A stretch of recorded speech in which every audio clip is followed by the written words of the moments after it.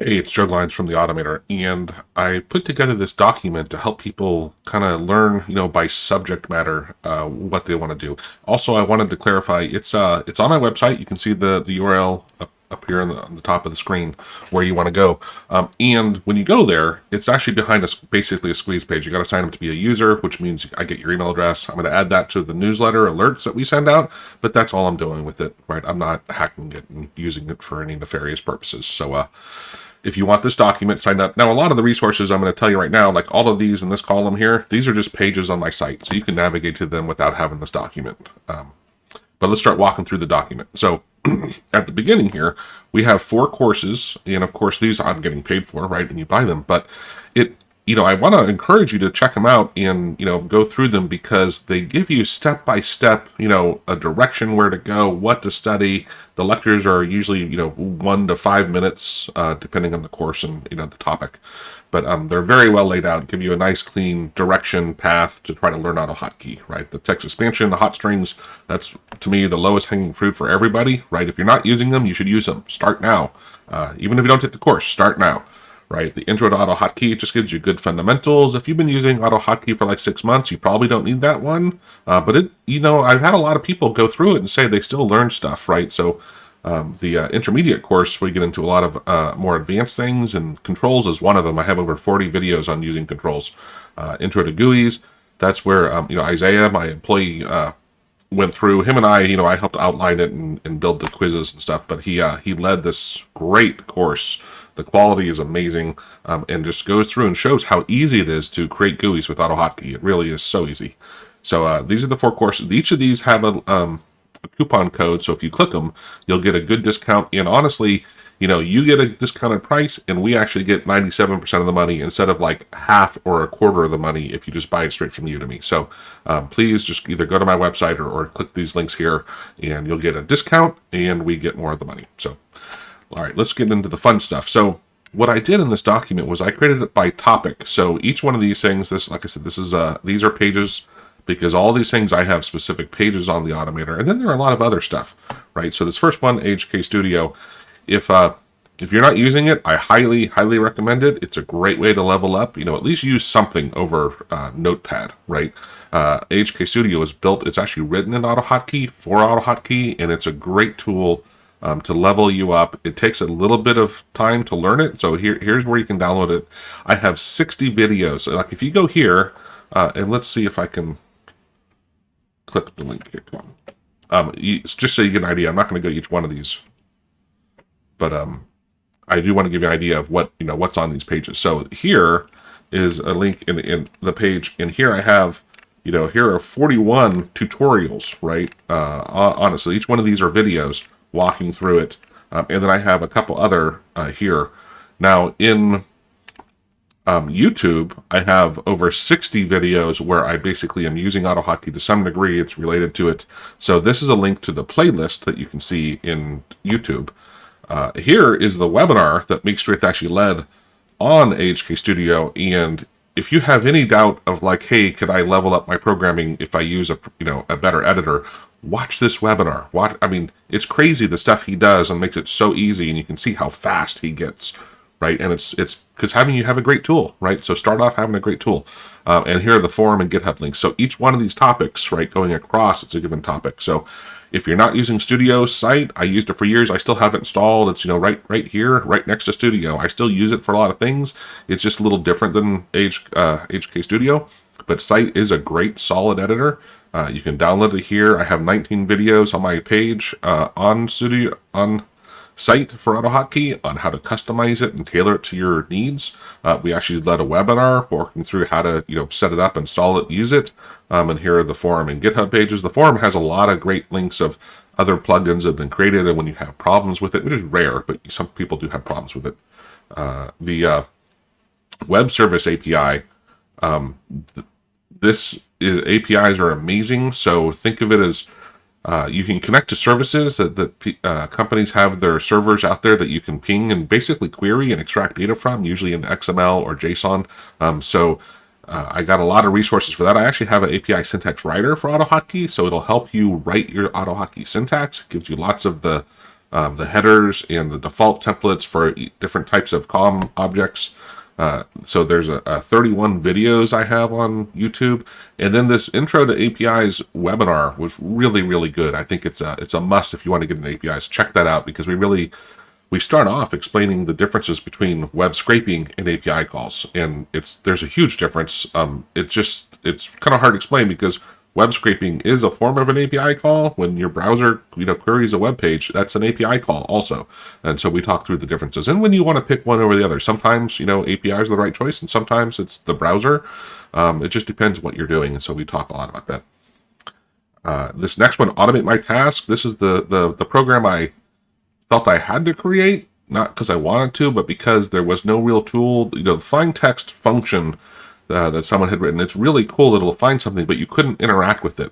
And so working with Maestrith, we created this Automate My Task tool, and this allows you to find what you're looking for, decide if you want to send a control click or a regular click, or send it some text. If there's multiple instances, you can pick which one. If you find like the letter A, you can say, well, I want the third A on this page, and go click it, and you can do a lot of that stuff, but it's actually writing the AutoHotkey syntax for you, and then you can dump it into your script. I don't recommend, generally speaking, using it in the sense of, it's for quick things or things that you're going to run on your computer. If you're going to share stuff with other people, doing stuff with an image search is not the way to go, right? There's a lot of better ways to go, like using controls that I mentioned earlier, or COM if it's available, and that's what with IE and Excel and a lot of Microsoft programs, but other programs as well. They're great ways to automate programs. But this Automate My Task, so and I have 22 videos. I need to update them, but basically, because I moved the GUI stuff around, but it still functions the same. So the videos are all relevant. They just, you have to look a little different on the script for where it is. And we did a webinar basically on finding and clicking stuff. The automating programs with controls, and so this is a really great one. I mentioned it earlier. I have like 40 videos here in the intermediate course. I have 29 up on YouTube. So again, if you just want to learn controls, you can go to the YouTube playlist and learn a lot of the same thing that's in the intermediate course, right? So the Udemy course is a little more specific in each video, so it's easier to follow and easier to play with, but for the most part, they're very equivalent. Of course, there's a lot more stuff in the intermediate course, but on the controls, I did cover a lot of those in these videos here. This Simple Spy tool, this one, there's a lot of great tools out there for showing controls. To me, the problem is they show you 80 other things at the same time. And so the tool we built, that's why I call it Simple Spy, is it's only like the things you need to know for working with that control. So it's a little more basic. For noobs, it's just better to start with, right? And we did a webinar on it, so this is a great webinar to start on it. And here's a good link in the forum where, to give you some background if you get confused on what controls are. This was someone I think had started it. I posted a comment, and a couple people chimed in to help me understand the differences in GUIs and controls and how they are, and what the class NN is versus the actual control itself and stuff. So it's a good post to read up on. If you use Excel at all, you can automate stuff with COM in Excel. Sorry, I sneezed there. So with Excel, there's if you're automating Excel, COM is a great way to programmatically connect to it. It's just like using VBA. You can automate stuff in it. It's really easy to learn. I have this great Excel function library where I've already created functions to do a lot of the stuff you do on a day-to-day basis. There are 77 videos in my Excel playlist. That's where if you go here, you see a little more detailed, but most of them linked to this playlist, right? And there's different things you can automate. I've already set up using my Excel function library, and each one walks you through the function, one function at a time, if I remember correctly. I think most of them, maybe I overlap a few functions in some of the videos, but most of them are independent. And then we did 2 Excel webinars. This first one was just an intro to like COM in general, and then using Excel. The second one, we talked more about using string functions and parsing text within Excel. And this is a good forum post by Mickers, who was just an author that did a nice intro to Excel on the AutoHotkey forum. AutoHotkey, if you're not using functions, they are by far the best way to level up your coding in AutoHotkey, right? It's amazing how much code you end up rewriting and using and copying and pasting when you're not using functions. Functions eliminate so many things. They are a little tricky. You got to understand scope and a few other things, but they are by far the lowest hanging fruit to understand just to level up your code and to be a better coder. I have 9 videos on that. We actually have 2 webinars on it. The first one is just introducing you to built-in AutoHotkey functions, and I have that link here for you. There's a lot of built-in functions, and then we also talk about creating your own functions, right? And I have covered those in my 9 videos as well, but we talk about that in this webinar. The second webinar was led by Jean Lalonde, who's the author of Quick Access Popup, which we're going to cover here next. And it was great because when you have a function that's calling itself, which is a little confusing programmatically, concept-wise, I get it right away, right? Oh, I need to call this, but I need to keep calling it. I want it to drill down on itself, but I have to figure out how to make it stop that at some point, right? Otherwise, you have this loop. So Jean did a really wonderful webinar on it. I highly encourage you to check that out and grasp this concept. And then here's a link to the built-in functions. So Quick Access Popup. This is I'll click it here. This is Quick Access Popup, right? And I have shortcuts to files and folders to, most of these are snippets. I use it more for dumping in my snippets to web pages, to videos. Like here I have, snippets to all my courses, to the different pages on the Automator, to my playlists, to posts I've done, to webinars we've done, right? And it's just easy. I stay organized. But I also use it here for, this is my AutoHotkey code. Each of these would dump in the text, the little template I have to do what I want to do, right? So, but you can also use it to launch programs. You can use it to give you shortcuts to files and folders. It's a great tool, very, very robust. I think it's available in 11 languages. There's a couple videos here, and John and I did a webinar a while back. I also have, if you just search for it, I have a video. I probably should have had it in here somewhere. An intro from me. It's about 10 to 15 minutes long with the core things I use from it. Now, Jean recently changed. It used to be free, and he would just take donations, but he's changed it to be an actual subscription base. And so I have a code here. If you use it, it'll save you $5.99, and depends, of course, you save the $5.99 no matter what, but the price depends on, which version you go for. If you want 2 licenses versus, 20 licenses for each of your devices, and if you want to pay for it for 1 year or 1 month or a lifetime, right? There's a lot of different options. So, but this will still save you the $5.99. It doesn't, of course, give you cash back if you don't spend that, but it will save it off your first purchase. And by the way, there's a free month. So try it out for 30 days, and if you're not happy with it, you don't pay a penny. Right, and trust me, it is by far the tool I would recommend, hands down, that if you're not even learning AutoHotkey, this anybody can use, right? Anyone using a Windows computer can use this. They don't need to learn how to code. It's a great tool. And thank you, John, for the coupon. In this next one, regular expressions, think of them as, parsing text, looking for patterns in your text and being able to identify parts of it and break it up and either restructure it or just borrow parts of it, whatever. It's a great topic. I think of it like Sudoku, and sometimes it's a challenge. Sometimes I want to hit my head against the wall because I'm trying to do something and I just can't quite get it, but it's a lot of fun. They save you in the long run. They can save you a lot of times because you can write really complex things in a very short amount of code. This expressive tool is a link. Now we're going to build our own tool, I think, at some point, but this is a tool in the forum that gives you some color coding. Now it's a pretty cool tool, but it's also a little complicated to install because it's a sub tool from another thing. What I would actually recommend is use this RegEx 101 link to go to a website and put in your text, put in the pattern you're trying to do. Once you get it, you can copy that and paste it into AutoHotkey, and almost perfectly it'll work for you without any sort of tweaks. They follow the RegEx model that AutoHotkey uses very closely, so it's great. I have a playlist of 21. I didn't realize I had that many RegEx videos. And it's a fun topic. It's very cool. We did a webinar on it, which is a great if you just want to kind of learn about it. The webinars are great ways to just kind of stick your toe in the water and get a feel for what it is, right? So any of these webinars are great for that. This quick reference, if you played with RegEx, you know what this is because it's a link to the documentation that you will be in a lot. I actually have it bookmarked on my homepage. I use it that much. This RegEx book, Jack Dunning, he has several books in AutoHotkey, and I recommend, if you see any that interest you, they're so cheap and they're really good quality. He really drills down over and over and over and give you great examples. I recommend them. The RegEx book in particular, I used to learn regular expressions.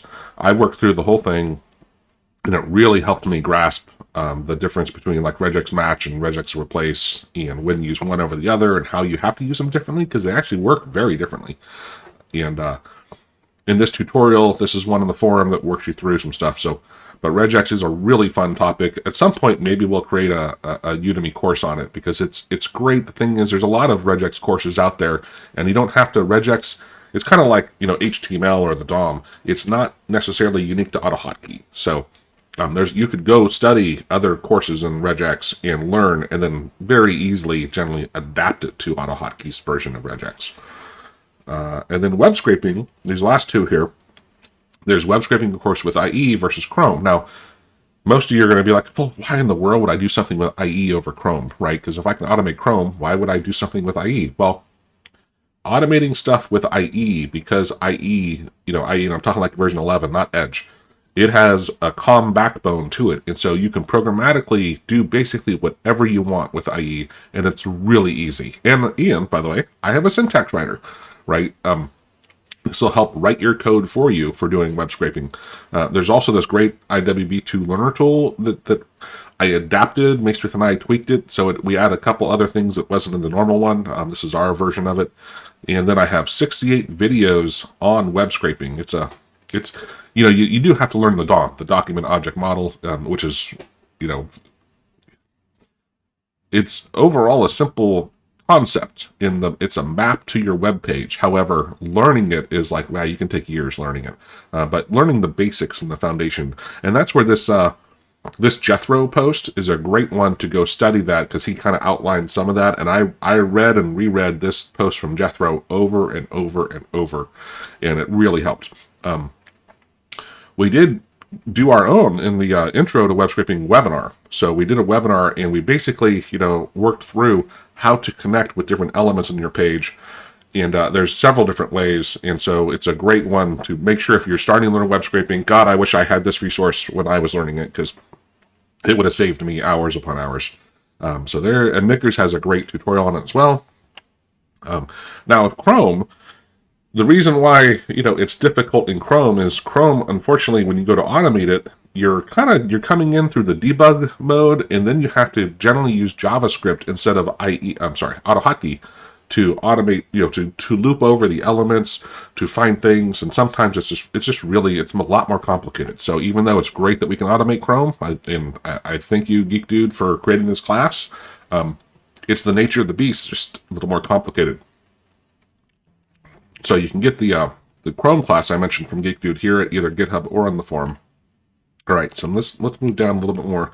There's some resources. So Jackie Stuck and I do podcasts almost every week, and we have, I think, over 80 now podcasts where we discuss automation, AutoHotkey, kind of technology. The webinars, as I mentioned, all of these here are webinars. However, what I list maybe a dozen here, we have over 53 now, I think, webinars, which is crazy, right? So you could watch one a week for a year. That's a lot of webinars. I didn't want to list them here, of course, because there's so many, right? And I didn't want to try to make, this was trying to help you looking across at the most common things. But if you're trying to learn a topic, go check out and see if we have a webinar on it, right? So there's a link for that. If you are interested, I have of course, I don't have them right in front of me, but I have water bottles and stickers and AutoHotkey. I don't have shirts. I made these just for myself. But if you get fired up, you can buy like a water bottle or a squishy ball or a little sticker of AutoHotkey. Sign up for the alerts. It's like I said, when you create an account to get this document, I'm going to sign you up, and if you don't want it, you just unsubscribe, right? I don't send out that regularly. I'm going to try to do it a little more often, but figure, somewhere between one a week to one every other month, somewhere in there at the beginning, but we're going to probably do it more regularly. Once every 2 weeks is probably the ideal spot, I think. And it's just stuff AutoHotkey, right? It's just stuff about learning technology and automation and finding ways to do stuff smarter, not harder. So sign up for those alerts. This ultimate AutoHotkey resource page, I just want to throw it out here because it's a lot of people stick to one thing, like they'll use the forum, which is a great source, or they'll use Discord. But there are a lot of resources around AutoHotkey. So, and they offer different things. So get used to searching, multiple areas for what you're looking when you're trying to learn something. Here are a couple tools that we have links to, and we're going to dial these up in a bit and get them even better. But the screen clipping with OCR, you've probably seen me use this, right? I can click, I can do whatever I want, and it'll do the screen clipping. Or if this was an image, I could hit a different hotkey and go like this, and look at it, grabbed that and shoved it onto the clipboard for me. So it's really cool. Sometimes you're looking at something and you want the text, but it's like actually up here. I can't grab this text. Let's see though. This is kind of small, but we'll try it. Yeah. Oh, it looks like it didn't get that. But yeah, because for some reason the smaller stuff. Let me see if I can get it with the bigger one. No, and I haven't understood that, but generally speaking, it works really well. If I do like this. So it grabbed that, and I don't understand. Maybe I'm not going far enough down. Anyway, it doesn't matter. But that's that tool. There we go. Got some of that. That's this tool. Pasting is plain text. So often if I'm in here and I copy this, and I was to go copy it and go to paste it, of course it would have the rich text or even HTML format. And if I'm in Word, I can choose to paste as plain text, but not every program does this. So this script, this paste as plain text, allows me to hit Control G and it will paste plain text. But if I still want the rich text, I can hit Control V. So it doesn't replace the clipboard. It just temporarily shoves in your plain text, pastes it, and then restores the clipboard. So it's very, very handy. This Google search, I use this one a lot. So you can come up and say, hey, where do I want to, what am I looking for? Let's say,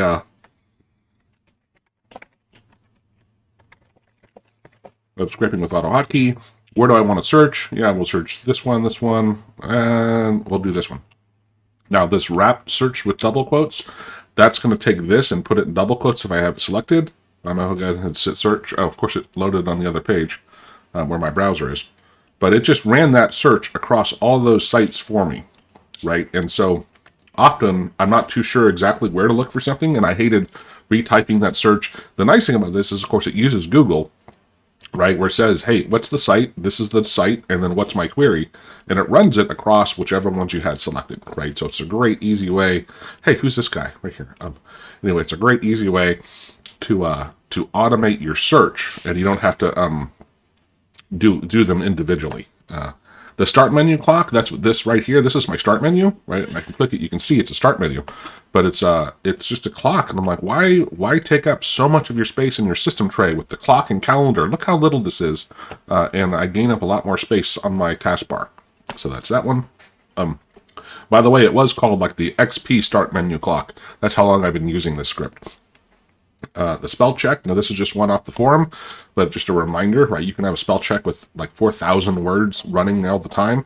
And so here's a link to that. In this multi-file renaming, it's really cool because you could have a list of files and drag them in. And let's say they all begin with the word the. You could type in the in the search and replace it with nothing and hit apply, and it would remove the word the from all of your file names. So I find it to be really helpful depending on what I'm doing and where I get files from, that they might have characters I don't want. You can do regular expressions and stuff in them. This is another tool. It's very advanced, and it took me a while to get used to. So we're going to create our own version that's just simpler, where it doesn't do 80 things. It'll do like 3 or 4 things, right, of the complexity. So anyway, I hope you find this document helpful. Again, if you go to the URL up at the top of my head here, way up there, you can get this document and then have all these links and just keep it as a good resource, right? At some point, I'll probably add to it. I mean, we're going to be adding more and more tools, and when you're a subscriber, like we'll be sending out emails alerting you of some new cool tool you might want to get. So, hope that helps, and thanks for signing up. Cheers.